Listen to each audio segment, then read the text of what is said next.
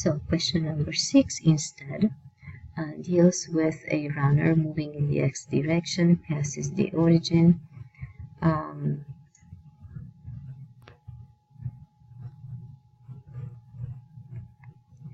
so passes the origin at time t equals 0. Between 0 and 2 seconds, the runner has a constant speed of 8. And then at 2 is accelerating at a rate of 4 meters per second squared in the negative x direction right there. Runner at t equal 5 is equal to. So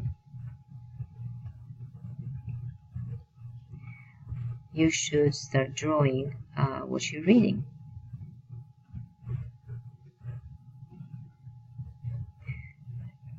So the runner, right?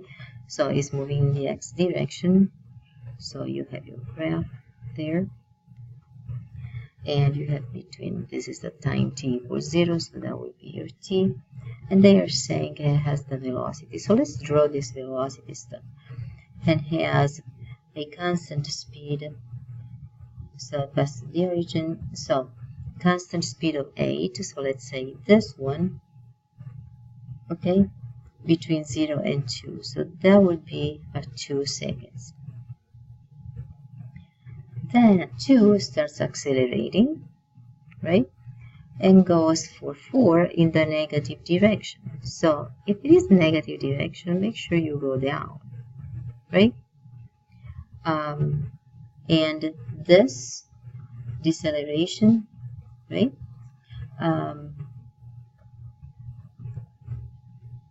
What is it? Acceleration is a constant 4 meters per second squared. So here you have your acceleration. So they want to know the position. So you got to calculate the x at 5 seconds. Okay, so whatever 5 seconds is. So you will use the equation according to which you know that x is equal to x0 plus b0t plus 1/2 at squared. And you start analyzing, right? Now pay attention, because you got to divide this motion into two instances. So between 0 and 2, you have this much space traveled, right? Remember, that's your velocity, but if you integrate, you obtain the area, right? So the area under this curve is going to be your x. So how much would that be?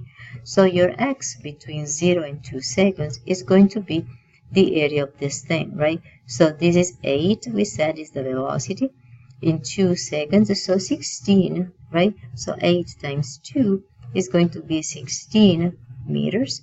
Is going to be the distance traveled between 0 and 2 seconds. So at 2 seconds instead starts this other motion.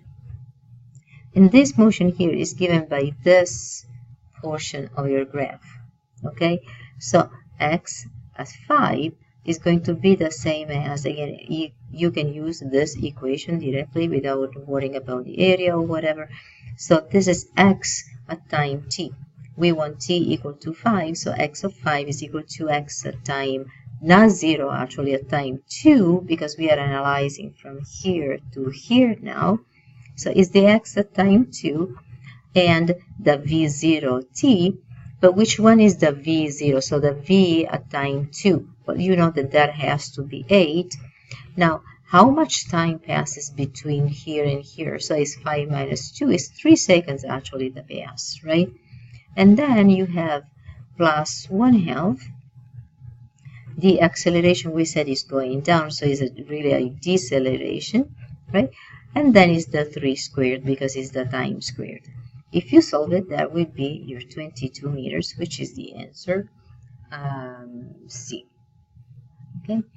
Then for question 7, if you have your packet in front of you, what is the speed of the object at the end of 10 seconds? But you have starting from rest, so you will start again with your nodes and unknowns basically, right? So starting from rest, an object accelerate on a straight line, oh my gosh, straight level surface at the rate of 2 meters per second squared. for a delta t equal to 10 seconds. Now he's starting at t equal to 0, so this means, right, that your t final is going to be 10 seconds. Okay, you got your acceleration, you know it's starting from rest, so v0 is equal to 0, right? So what's the speed at the end of those? So you have your v is equal to v0 plus at, that would be your equation, right? So your v is equal to v0 is 0 because we have it right there, and a is 2 times 10, 20 meters per second is your answer.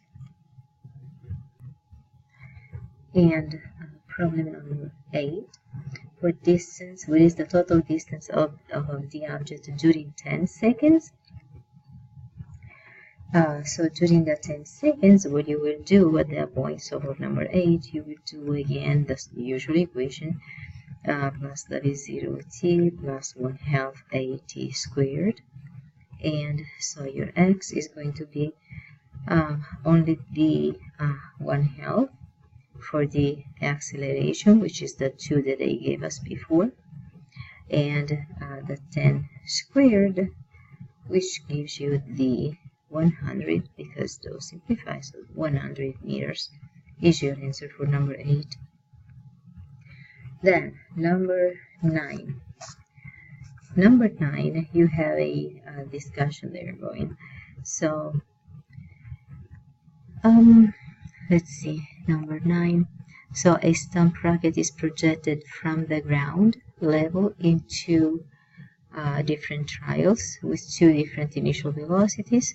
It is found that the total time the rocket stays in the air is t in the first trial and 2t in the second trial. What's the difference between the maximum height in this experiment? So here is just a lot of little ways of come up with the nice expression for your math part of this.